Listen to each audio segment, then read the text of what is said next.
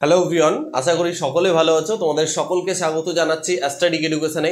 আজকে যে বিষয়টা নিয়ে আলোচনা করব সেটা হচ্ছে টার্গেট প্রাইমারি টেট। যারা 2024কে টার্গেট করে রয়েছে তারা ইভিএস এর পুরো কিভাবে পড়বে, কোথা থেকে পড়বে, সিলেবাস কি রয়েছে, যেগুলো সিলেবাসের বাইরে কোশ্চেন আসছে সেগুলোকে কিভাবে সলভ করবে, হ্যাঁ, এবং ওভারঅল একটা পজিটিভ মাইন্ডসেট নিয়ে পড়া যে তুমি শুরু করবে তার একটা সঠিক রিসার্চ অ্যানালিসিস দরকার। আজকের এই ভিডিওটা তোমার এই রিসার্চ এবং অ্যানালিসিসটা তোমার প্রচুরভাবে কাজে আসবে যারা পাখির চোখ করে রেখেছো টার্গেট প্রাইমারি টেট 2024কে। ওকে, তো আজকে যে বিষয়টা নিয়ে আলোচনা করব যে আমরা কিভাবে একটা প্রস্তুতির মাধ্যমে গেলে আমরা ইভিএসে প্রায় 25+ বা 25-এর আশেপাশে স্কোর করতে পারি 30-এর মধ্যে। তো এর জন্য আমাকে কতগুলো ক্যাটাগরিতে আমি এটাকে ভাগ করে নেব। ফার্স্ট অফ অল আমি আলোচনা করব যে 2022-এ এবং 2023-এ এর আগেও টেট হয়েছে, বাট এ দুটো কনজিকিউটিভলি হয়েছে। তো তাহলে এদের টেটের কোশ্চেনের প্যাটার্ন কেমন হচ্ছে, অর্থাৎ ট্রেন্ডিংটা কেমন যাচ্ছে, বা বোর্ড কি চাইছে, অর্থাৎ পর্ষদ কি চাইছে যে কোশ্চেনটা কিভাবে করবে, কোথা থেকে তুলছে, এই জিনিসটাকে আগে জানতে হবে। সেকেন্ডলি আমরা আলোচনা করব যে 2024-এর জন্য সঠিক তোমার স্ট্র্যাটেজি কি হবে, কোথা থেকে পড়বো। পুরো ভিডিওটাকে দেখো, তোমার অনেকটাই হেল্পফুল হবে। ওকে, আর যথেষ্ট রিসার্চ করে এই ভিডিওটা বানানো। তো ফার্স্ট অফ অল আমরা দেখো এই PYQ অর্থাৎ প্রিভিয়াস ইয়ার কোশ্চেন্সকে অ্যানালিসিস করেছি এবং দুটো ইয়ারের কমপ্লিট একটা স্ট্র্যাটেজি বানিয়েছি যে কোথা থেকে প্রশ্ন এসছে এবং আগামীতে কোথা থেকে আসতে পারে। দেখো 2022-এ তোমরা জানো প্রপার একটা সিলেবাস ওয়াইজ পরীক্ষা হয়। এর আগে যতবার পরীক্ষা হয়েছে পার্টিকুলার কোনো সিলেবাস ওয়াইজ পরীক্ষা হয়নি, যেখানে মন সেখান থেকে প্রশ্ন দিয়েছে। তাই 2022 এবং 2023-কে আধার ভেবে আমরা কিন্তু 2024টাকে এগোবো। তাহলে ফার্স্ট ব্যাপার হচ্ছে 30টা প্রশ্ন থাকে, তার মধ্যে পেডাগোগিও থাকে এবং কন্টেন্ট পার্টও থাকে। ঠিক আছে, পেডাগোগি এবং কন্টেন্ট পার্ট বোর্ড থাকে। তাহলে দেখো ইভিএসে এখন কি হচ্ছে, দেখো এখন পেডাগোগির পরিমাণ কমে যাচ্ছে। দ্যাট ইজ এখানে সিটেডে আবার পেডাগোগি থাকে, বাট এখানে ডাব্লিউবি টেটে কি হচ্ছে, পেডাগোগি টোটালি কমে যাচ্ছে। তো পেডাগোগির পরিমাণ কমে যাচ্ছে। 22-এ কটা ছিল দেখো, মাত্র 5খানা ছিল। কিন্তু পেডাগোগি এমন একটা টপিক না, এটা স্কোরিং গেনিং। তুমি যদি একটু কনসেপ্ট ক্লিয়ার করে যাও তাহলে তোমার স্কোর গেন হবে এখানে। হ্যাঁ, তাহলে 5টা কোশ্চেন আছে তো 5-এর 5ই পাওয়া যায়। এরকমভাবে আমরা কিন্তু পেড ব্যাচে করিয়ে থাকি। ঠিক আছে, তো কি কি টাইপের কোথা থেকে কোশ্চেন এসছে দেখো, রোগ সংক্রান্ত কোশ্চেন এসছে। এরকম না যে একটাই কোশ্চেন এসছে, দুটো তিনটেও আসতে পারে। আমি কোশ্চেন্সের নাম্বার অফ কোশ্চেন্স লিখিনি। তাহলে রোগ সংক্রান্ত যেমন হচ্ছে যে হেপাটাইটিস রোগের সংক্রমণটা কিসের জন্য হয়, তারপরে তোমার হচ্ছে আরও আর্সেনিক দূষণের ফলে যে রোগটা হয়, ব্ল্যাক ফুট ডিজিজ, এই টাইপের রোগ সংক্রান্ত এসছে। ঠিক আছে, তারপর ইন্টারন্যাশনাল অর্গানাইজেশন, এখান থেকে তো প্রশ্ন উঠবেই। যেমন হচ্ছে ইউনেস্কো, ইউএনডিপি, হ্যাঁ, তারপরে হচ্ছে সিটিজ, তারপরে হচ্ছে তোমার ইউনাইটেড নেশনস এনভায়রনমেন্ট প্রোগ্রাম। ঠিক আছে, এগুলো টাইপের থেকে প্রশ্ন আসে। হ্যাঁ, তাহলে এটা একটা ব্যাপার রইল। পলিউশন মানে দূষণ রিলেটেড প্রশ্ন আসবে। জল দূষণ, বায়ু দূষণ, মাটি দূষণ কিভাবে হচ্ছে, কেন হচ্ছে, 4টে অপশন দিয়ে দিবে, বলবে এদের মধ্যে কোনটি সঠিক নয়, তারপরে স্টেটমেন্ট দিয়ে দিবে। এগুলো টাইপের প্রশ্ন কনসেপচুয়ালি আসবে, বা এর ফলে যে সমস্ত রোগগুলো, ক্ষতিগ্রস্ত জিনিসগুলো, মাটির কি ক্ষতি হচ্ছে, উদ্ভিদের কি ক্ষতি হচ্ছে, এগুলো থেকে প্রশ্ন আসে। নেক্সট, এইটা এমন একটা টপিক, এটাও খুব ভালো টপিক। দেখো জীবাণু, বিয়োজ্য এবং অবিয়োজ্য, বায়োডিগ্রেডেবল আর নন বায়োডিগ্রেডেবল, এই দুটো শব্দ খুবই ইম্পর্টেন্ট। এগুলো আমরা কিন্তু পেড ব্যাচে পড়িয়ে থাকি। তো এই টাইপের কোশ্চেন্সগুলো আসে, এখান থেকে আসে। লেটেস্ট অ্যাক্ট অন এনভায়রনমেন্ট, দেখবে তুমি যে সমস্ত রিসেন্টলি ভারতবর্ষ তথা পশ্চিমবঙ্গ বা ইউনাইটেড নেশনসের তরফ থেকে যে সমস্ত পরিবেশ সংক্রান্ত অ্যাক্টগুলো এসছে, আইনগুলো এসছে, ওগুলো থেকে কিন্তু প্রশ্ন থাকছে। হ্যাঁ, তো এই জায়গাটাকে আমাদের ক্লিয়ার করতে হবে। শুধু লেটেস্ট নয়, তার আগেও ধরো বন্যপ্রাণী সংরক্ষণ আইন, ওয়াইল্ড লাইফ স্যাংচুরি অ্যাক্ট, এগুলো তারপরে হচ্ছে যে এই টাইপের অনেক টাইপের গঙ্গা অ্যাকশন প্ল্যান, এগুলো থেকে কোশ্চেন্স কিন্তু থাকে। নেক্সট হচ্ছে ওয়েস্ট বেঙ্গল রিভার, 2022-এর কথা বলছি, কিন্তু ওয়েস্ট বেঙ্গল রিভার থেকে এর আগের বার 2-3টে কোশ্চেন ছিল, অর্থাৎ নদ নদী থেকে ছিল। হ্যাঁ, এখানে না জিওগ্রাফিটাকেও ঢুকিয়ে দিয়েছে, এটা ওয়েস্ট বেঙ্গল জিওগ্রাফির একটা পার্ট। নেক্সট হচ্ছে পরিবেশ সম্মেলন মানে বসুন্ধরা সম্মেলন, স্টকহোম সম্মেলন, তারপরে রিও ডি জেনেরিওতে যে সম্মেলনগুলো পরপর হয়, আর রিও +5 কি, রিও +10 কি, রিও +20 কি, এগুলো টাইপের কোশ্চেন। ঠিক আছে, তারপরে পরিবেশ আন্দোলন, চিপকো আন্দোলন, তারপরে তারপরে তেহরি আন্দোলন, নর্মদা বাঁচাও আন্দোলন, এই আন্দোলনগুলো থেকে প্রশ্ন আসে। গ্রিন হাউস গ্যাস থেকে তো প্রশ্ন আসবে, বিশ্ব উষ্ণায়ন এবং green house gas, ozone gas, এগুলো থেকে প্রশ্ন আসে। তারপরে হচ্ছে বায়োলজি টাইপসের প্রশ্ন আসে কিছু। বায়োলজি টাইপস বলতে তোমাকে বলে দিল যে নিচের কোনটি মিশ্র গ্রন্থির উদাহরণ, একেবারে বায়োলজি থেকে। তারপরে হরমোন থেকে দিয়ে দেবে, তাহলে এই টাইপের প্রশ্ন আসছে, ঠিক আছে, বায়োলজি টাইপের প্রশ্ন আসছে। Next very very important, ecosystem, খুবই খুবই খুবই গুরুত্বপূর্ণ। ইকোসিস্টেম থেকে প্রশ্ন হবেই হবে।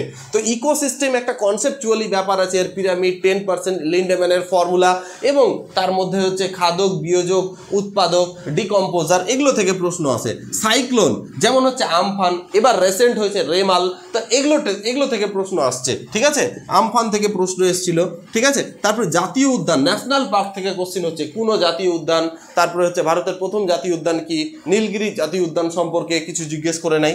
তারপরে ডাব্লিউবি রিলেটেড, মানে পশ্চিমবঙ্গের ধরো যে জাতীয় প্রাণী কি, জাতীয় ফুল কি, জাতীয় পশ্চিমবঙ্গের রাজ্য ফুল কি, এই যে এই সমস্ত কোশ্চেন্সগুলো জিজ্ঞেস করে থাকে। তাহলে আমরা একটা রিসার্চের মাধ্যমে আমরা যদি দেখি, তার কোশ্চেনের ট্রেন্ডিংটা এরকম ছিল 2022-এ, বাট 2023-এ গিয়ে কেমন হলো দেখো। কিছু টপিক এখানে তো সেম আছেই, আবার কিছু টপিক কি হচ্ছে নতুন অ্যাড হচ্ছে, এবং সিলেবাসেও কিছু পরিবর্তন করা হয়েছিল। তোমরা জানো 2023-এ সিলেবাসকে একটু বাড়িয়ে দেওয়া হয়েছিল, তো ওগুলো থেকে প্রশ্ন এসছে কিনা এটাকে জানবো, নতুন টপিক কি রয়েছে সেটাকে জানবো, এবং কিছু কমন টপিক আছে ওই টপিক থেকে প্রতিবার 2022-এ এসছে, 23-এ এসে এবং 24-এও আসবে। এই জিনিস, ছোট ছোট জিনিসগুলো কিভাবে একটা এক্সপার্টের মাধ্যমে তুমি যদি ফলো করো বা তুমি নিজেও করতে পারো, সেই জন্য এই ভিডিওটা পাবলিকালি প্রকাশ করা হয়েছে। আমরা পেড ব্যাচে যখন করাই তখন এগুলো আমরা নিয়ে আলোচনা করি। চলো দেখি। দেখো 2023-এ কি হলো, পেডাগোগির পরিমাণকে এত কমিয়ে দেওয়া হলো, খুঁজে দেখতে গেলে একটা বা দুটো তুমি পেডাগোগি পাবে ওই টাইপসের, তার মধ্যে ওখানে সাবজেক্টুয়াল জ্ঞান কিন্তু লাগবে। তাহলে পেডাগোগির জন্য মাত্র দুটো প্রশ্ন ছিল। অনেকে বলবে স্যার একটাও ছিল না, কিন্তু তুমি যদি কোশ্চেনটাকে ভালো মতো রিসার্চ করে দেখো তাহলে পেডাগোগি বেস্ট কোশ্চেন ছিল, সেটা হচ্ছে দুটো, ঠিক আছে। নেক্সট বায়োস্ফিয়ার রিজার্ভ, ভারতের প্রথম বায়োস্ফিয়ার রিজার্ভ কি, এই যে বায়োস্ফিয়ার রিজার্ভ, ম্যাব, এগুলো থেকে প্রশ্ন আসবে। ম্যান অ্যান্ড তোমার ওই টাইপের প্রশ্নগুলো আছে, ঠিক আছে। তো ন্যাশনাল পার্ক, বায়োস্ফিয়ার রিজার্ভ, এগুলো থেকে প্রশ্ন আছে। তাহলে এখান থেকে প্রশ্ন দিচ্ছে, এবং এটা সিলেবাসে নতুন করে ঢুকানো হয়েছিল এবং ওখান থেকে প্রশ্ন দিয়েছিল। নেক্সট হচ্ছে গ্রিন হাউস গ্যাস, এখানেও প্রশ্ন এসেছিল, বাট এখানেও এসেছিল, এখানে একটু অন্য টাইপের এসেছিল, এখানে স্টেটমেন্ট বেসড এসেছিল, ঠিক আছে। তার মানে এখান থেকে একটু ডিটেলসে পড়তে হচ্ছে, ওই বলে দিচ্ছে তোমাকে যে ডিটেলসে পড়তে হবে।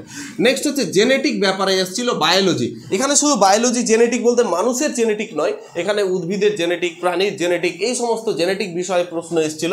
হ্যাঁ, নেক্সট হচ্ছে টেকনিক্স অফ গ্রোয়িং প্লান্টস, এটা ভেরি ভেরি ইম্পর্টেন্ট, এটা নতুন সিলেবাসে ছিল, বাট এটা জেনারেলি কেউ পড়িয়েছিল না। গতবার আমি দেখেছিলাম কেউ পড়িয়েছিল না, কারণ তারা তো কোশ্চেন্সই করেনি, 2-4টা কোশ্চেন্স আছে সেখান থেকে করে নিয়েছে।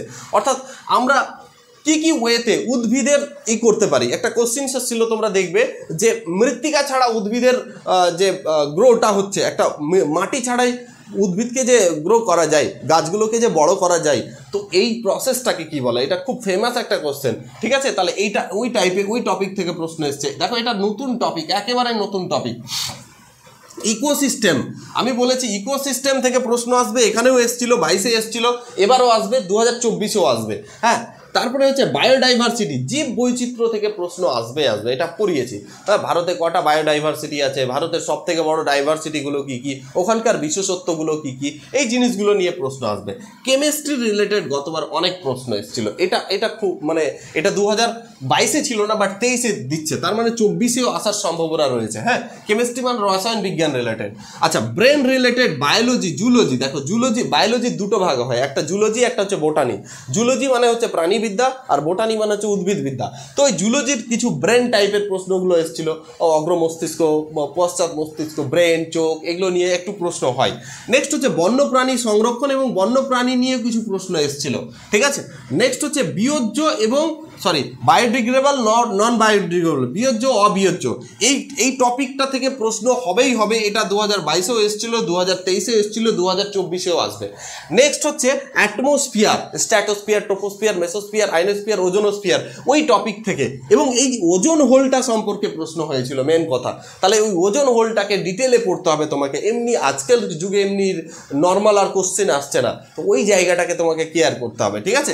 বিলুপ্ত প্রাণী, যে সমস্ত প্রাণীগুলো আমাদের বিলুপ্ত হয়ে গেছে, রেড ডেটা বুক, হ্যাঁ, তারপরে হচ্ছে আমাদের black data book, green data book, এই যে এই টপিক থেকে এবং বিলুপ্ত প্রায় প্রাণীগুলো সম্পর্কে এসছে, যেমন মরিচ আছে, ডোডো পাখি, এই টাইপের প্রশ্ন। তারপর EVS related current affairs, EVS related recently তার মধ্যে অ্যাক্ট হতে পারে, তার মধ্যে ইভিএস এর জন্য গভর্নমেন্ট কিছু পদক্ষেপ নিতে পারে, এই টাইপের প্রশ্নগুলো, বা ইন্টারন্যাশনালি কোনো পদক্ষেপ নেওয়া হয়েছে ইউনাইটেড নেশনসের তরফ থেকে, এগুলো।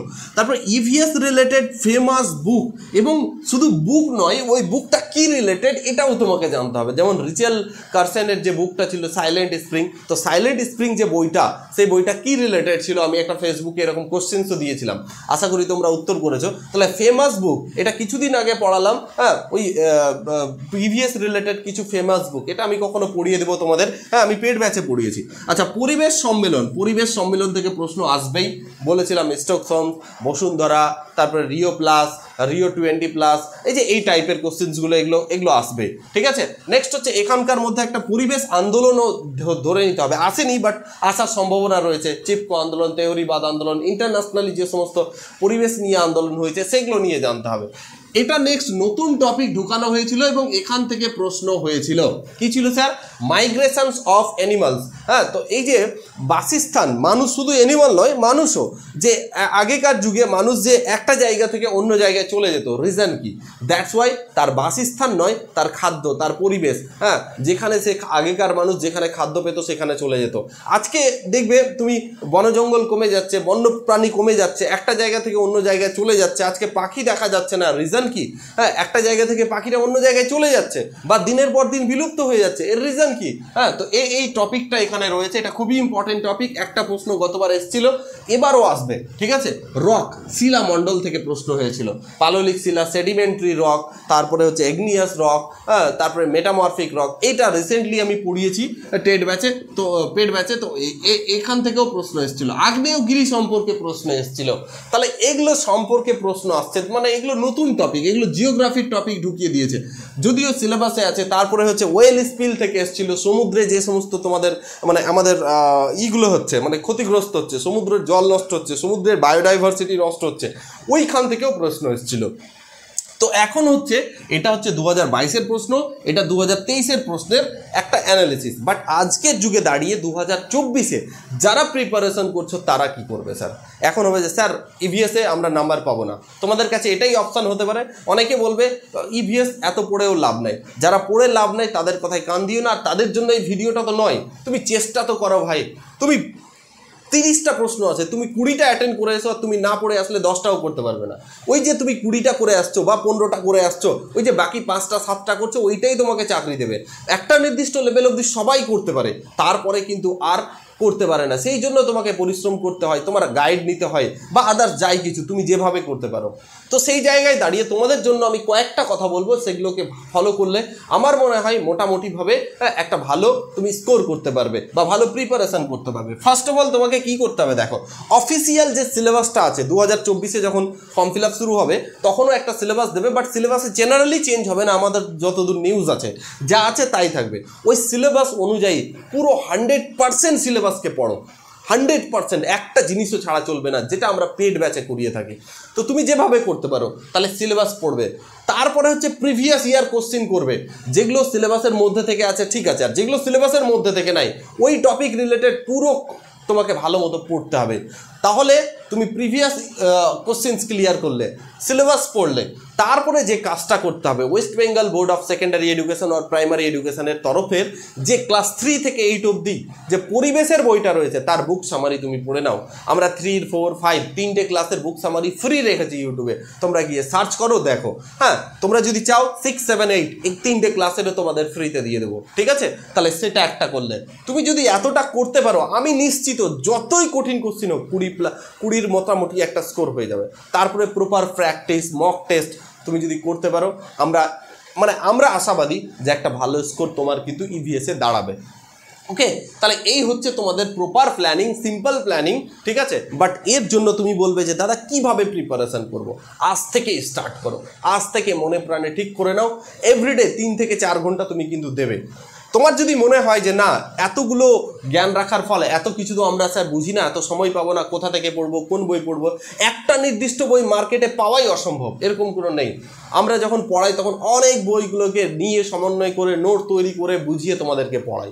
তোমরা যদি মনে করো যে আমাদের পেড ব্যাচে আসতে চাও, তাহলে তোমাদের প্রত্যেককে বলবো এই যে স্বাধীনতা দিবস আগামী 12 তারিখ থেকে 20 তারিখের মধ্যে আমাদের একটা অফার স্পেশাল, আমাদের পেড ব্যাচ আছে টার্গেট ব্যাচ, ওই স্পেশাল অফার চলছে। প্রাইস হচ্ছে আমাদের ব্যাচের প্রাইস হচ্ছে 2499 টাকা, যেটা তোমরা এই স্বাধীনতা দিবস উপলক্ষে সব থেকে কম এখনো অবধি যতগুলো আমরা ভর্তি নিয়েছি এর থেকে কমে আমরা ভর্তি নিনি। সেই জন্য তোমাদের বলছি 1099 টাকায় এই ব্যাচটা তুমি পুরো পেয়ে যাবে, অন টাইম পেমেন্ট, কোনো আর পেমেন্ট দ্বিতীয়বার করতে হবে না। এই পেমেন্টের মধ্যে তুমি 5টা সাবজেক্টই পড়তে পারবে, হ্যাঁ প্রায় 200 টাকার থেকে একটু বেশি পড়ে, হ্যাঁ 5টা সাবজেক্টই তুমি পড়তে পারবে, ইভিএস পড়তে পারবে, বেঙ্গলি পড়তে পারবে, ইংলিশ পড়তে পারবে, ম্যাথ পড়তে পারবে, সিডিবি পড়তে পারবে। তো তোমরা যাও তাড়াতাড়ি, যারা ইচ্ছুক, যারা সত্যিকারের প্রিপারেশন করবে, সিরিয়াস ক্যান্ডিডেট, তারা কিন্তু আমাদের অ্যাপটা ডাউনলোড করো, লিঙ্ক ফার্স্ট কমেন্টে লিঙ্ক পেয়ে যাবে বা ডেসক্রিপশন বক্সে পেয়ে যাবে, বা গুগল প্লে স্টোর থেকে অ্যাস্ট্যাটিক এডুকেশন লিখে সার্চ করবে, দিয়ে ফোন নাম্বার দিয়ে সাইন করে টার্গেট ব্যাচে পেমেন্ট করে অ্যাডমিশন হয়ে যাবে। কোনো যদি অসুবিধা হয় তাহলে স্ক্রিনে দেওয়া নাম্বারটাতে তুমি যোগাযোগ করতে পারো, হোয়াটসঅ্যাপ করবে, ঠিক আছে। তো এই হচ্ছে বলা, হ্যাঁ পুরো বিষয়টা। তোমরা যেরকম ইচ্ছে আমাদের সঙ্গে এসেও পড়তে পারো, তোমরা নিজেরাও পড়তে পারো। তোমাদের সকলকে শুভকামনা রইল। আশা করব এই ভিডিওটা পেয়ে তোমরা উপকৃত হয়েছো, এই স্ট্র্যাটেজিটা পেয়ে তোমরা উপকৃত হয়েছো। এইভাবে পড়াশোনা শুরু করো। Thank you for watching this video. পরবর্তী ক্লাসে আবার দেখা হচ্ছে। প্রত্যেকে ভালো থেকো, ফ্যামিলির কেয়ার করো, অ্যান্ড নিজেকে কখনো দুর্বল ভেবো না। তুমি পৃথিবীর সবথেকে শক্তিশালী ব্যক্তি, তোমাকে ভাবতে শুরু করতে হবে এবং তোমাকে পরিশ্রম করতে হবে। পরিশ্রমের কোনো বিকল্প নেই। আমি আশাবাদী তোমরা সফল একদিন হবে। Thank you for watching this video.